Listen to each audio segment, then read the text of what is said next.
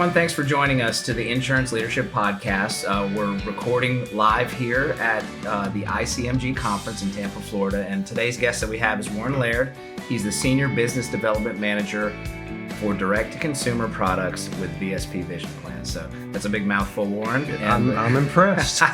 So Warren's been in this industry for quite some time, and I'm always impressed with people that have that kind of longevity. Mm-hmm. And, I want to get the audience today. We can talk a little bit about that and see kind of what you've learned from your experience and what kind of kept you there and kept you doing it. Gotcha. So let's start out. You've been with VSP for almost 30 years now. Correct. So tell us a little bit about what's kept you committed to the company for such a long period, and how has the experience kind of shaped your leadership style? All right, well, let's get into this. But before I get started, let me mention that at this conference, we've been able to spend a little time together. Yeah. And you mentioned to me the number of subscribers you have to the podcast, and I am really impressed, and it's made me more nervous to be here because it's in the thousands. And so congratulations on that. You. I know it's been a labor of love.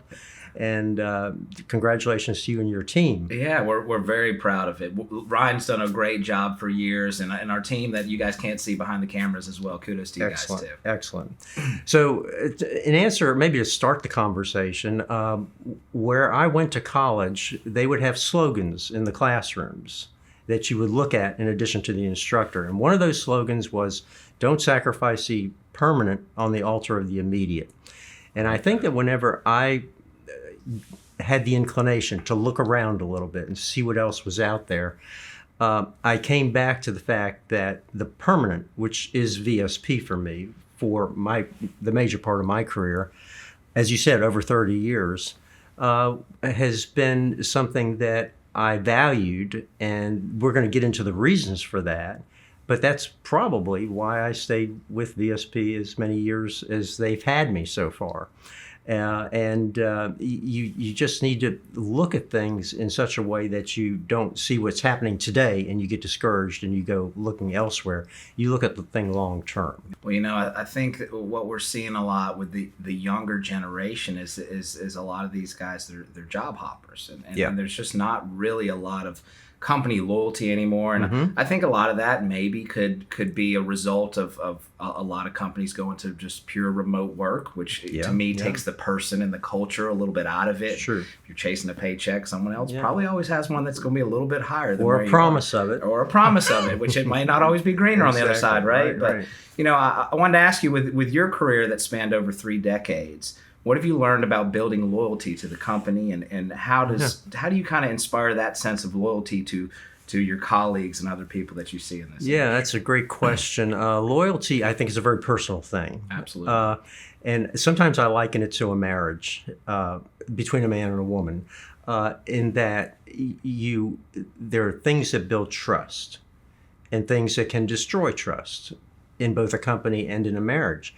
And what you need to do as a leader in the company is to treat people as you want to be treated, and realize that sometimes you're going to bring bad news to them or news that they don't want to hear, but that they trust you that you're doing the right thing, again, long term, not sacrificing the permanent on the altar of the immediate. That's right. No, I like that. So I'm curious, do you have to bring a lot of bad news to your current employer? Well, I work for VSP, and we do vision care. Yeah. Vision care is kind of hard to mess up. That's right. It's not as complex as medical, and there's a lot of things that can go sideways with a medical carrier or with medical expectations. But eye care is kind of a fun benefit. You go to the doctor, you don't get a needle. You don't get, unless you get dilated, it's not very painful. That's right.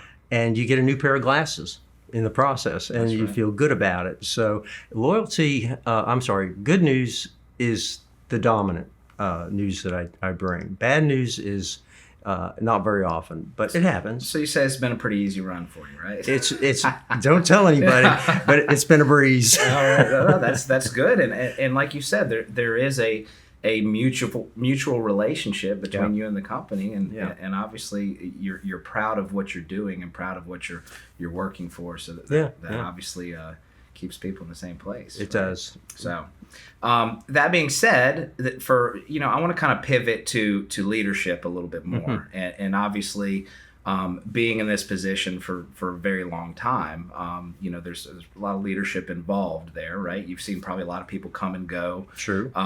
Above you, below you.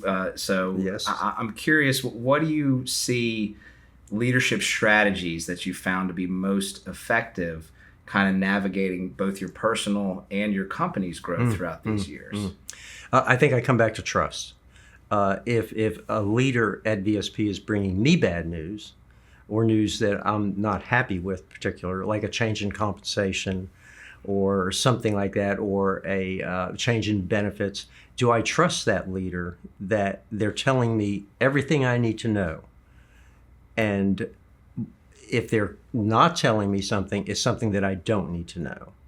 And so trust, again, as in a relationship, a personal relationship, is paramount. So whoever's bringing you this news, whether it be good or bad, they're trusting that you're going to do what you need to do with this news to bring the whole team higher or solve the customer's problem. Yeah. So, obviously that builds a sense of a team, right? And, I hadn't even thought of that angle. I'm thinking in terms of, do I trust the person bringing me the news? Do they trust me in taking the news the way it should be taken? That's right. Yeah, that's good right. point. Yeah. So Warren, tell us a little bit about the key factors that have contributed to your long-term success at VSP. Yeah, that's a good question as well. I think that when I came to work at VSP, we were a much smaller company than we are today. And you got to know people within the company. And what occurred to me is we hired reps that were going to be my peer at some point in time. That it occurred to me, why shouldn't I be mentoring these people when I can, if they're willing to be mentored? We didn't have a formal mentoring process or program. And so the next rep that came along, I spoke with them. I said, would you like me to pay closer attention to what you're doing and how you're doing it? And are you open to constructive criticism or, just hints? Mm-hmm. And it was a terrific opportunity for me and for the other rep, in that I learned so much from them, and hopefully they learned something from me. I've always been successful at VSP. I've been exceptional in a lot of ways, but this was probably the mentorship idea, and working through that was probably, I would say, aside from selling a lot, working with these other folks, it helped me learn more about VSP, because I had to think through processes that I just maybe accepted back in the day. But I was able to get an opportunity to explain those processes and rethink them, which made me, I think, a more valuable employee, in addition to helping another employee. And when you help people, they kind of become family. Right. And if there's one thing I've learned about my association with Morgan White, is everywhere I go in that company of yours, everyone's family. Now, maybe I've met some people that aren't family, but it's just been so interesting to see the parallel paths of the company that you work for and the company that I work for. That's right. Completely different companies do completely different things, but the culture there's so much there that's common to both. So that's right. Yeah, I agree. I think the culture, we touched on it earlier. Culture is very important, and I'll say, look, I've worked for other companies as well, and the family dynamic doesn't always work. No, it doesn't. So nicely. Yeah. Speaking of that, I worked for my father-in-law at one point in time. He owned TCBY Yogurts and Popeye's Fried Chickens down in Charleston, South Carolina. And one question that I had for him is, I said, "Are you going to treat me like family, or are you going to treat me like an employee?" And he looked at me, and I think he misunderstood the thrust of my question, because he said, "Oh, we're going to treat you like family." I didn't want to be treated like family with him. I wanted to be an employee. And so it just shows how there can be such a difference between the companies that you work for and the people that you work for, the dynamics of that, and how working for family, for you and for me, is a wonderful thing. But working for a company as an employee could be a wonderful thing as well. That's right. And longevity, as we tie all this together, is deciding, did you make a good decision to go to work for XYZ? and recognizing that. And if there are things that you can fix or things that you can make better, such as being a mentor and becoming invested in that process with another employee, could make it better and could change the direction of your path. And then also keeping, in your mind's eye, how important is it to look long term as opposed to making all your decisions on a short term basis, if you will. Right. You mentioned mentor. Do you consider yourself a mentor? I do, and I consider myself a mentoree or someone who has been mentored. Our CEO at the time when I came to work for VSP was a wonderful, wonderful person. My first boss at VSP was not so much. Those first 2 years were kind of a struggle for me. But my next boss for 22 years was what he said all the time was, be a student of the game, be a student of the game, learn, take every opportunity you can to learn more about the industry that you work in and the company that you work for. And it's kept me interested in my work. It's kept me vibrant, I think, in what I do. And it's also created a wonderful balance between family and work. I traveled all the time for a period of time. And it was an adjustment, but it was a good adjustment when I stopped traveling after COVID or during COVID when we basically stopped. So it's I'm wandering a bit, I think, but you can decide what to keep. Well, I think what that shows too, Warren, is when you have good leadership and they're in place for such a long time. I mean, you obviously get a trickle-down effect there. And, I see that at the company I work for as well. Yeah. I make the joke that I'm going on being there 10 years and I'm about to hit my probationary phase because funny. Everyone's been there for 20 plus. Right. And that's what builds culture. Like you said, you can't build that in a year and you jump to another job. You're just starting to really catch your flow and get into the processes. Now, look, if you don't like what you're doing, I mean, I don't know that staying somewhere 20 years is a success at all, or 2 years for that matter. So, having leadership that's in place for a long time, I think that's very important as well. And in our industry, we see a lot of acquisitions and changes in leadership, and I think remote work, like you mentioned earlier, remote work as well. Right. And I think that just makes it very difficult to kind of keep all the pieces together. Yeah, and mentioning that next month, 1st of March, a coworker of mine is celebrating 50 years at VSP. Now, I don't know when she came to work at VSP because she doesn't look like she could possibly have done that. But 50 years at one company. That's impressive. It illustrates what we're talking about. It does. 50 years of doing anything is impressive. Yeah, right? Exactly. Right. Absolutely. Right. We kind of hit on it a little bit earlier, but longevity in a specific company is becoming rare. Right. And I think we kind of hit on what at least my opinions as to why some of those things are happening. What do you think are the benefits of sticking with one organization for such a long period of time? Well, some people could say that you get comfortable with a company and you don't have the courage necessarily to make a change, or you find you pick through something that keeps you from making a change that maybe you should have made. The difficulty is deciding where do you land on those types of decisions that you need to make.